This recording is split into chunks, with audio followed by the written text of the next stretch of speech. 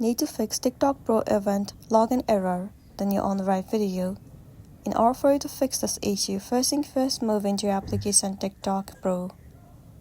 So you might be in the position where you are trying to log in into your account but you are not being able to. It might be because the application or the features might not be available in the country or the region that you're living in. You can try using the VPN or else head over to the App Store.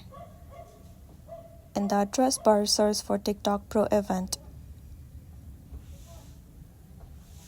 Simply move into this app. Instead of open, if you find the option of updating, click on update and update the app. Once updated, now head over to Safari and in the address bar, search for TikTok Pro event outage. Once you have searched for it, different sites will be available. Head over to this one. In this page, you can check whether the server of TikTok Pro is down or not. Sometimes the server might be down, and in that case, all you can do is wait for the server to get fixed. After that, you'll be good to go. So that's the end of the video. If this video really helped you, give it a like and check out our next tutorial. Thank you.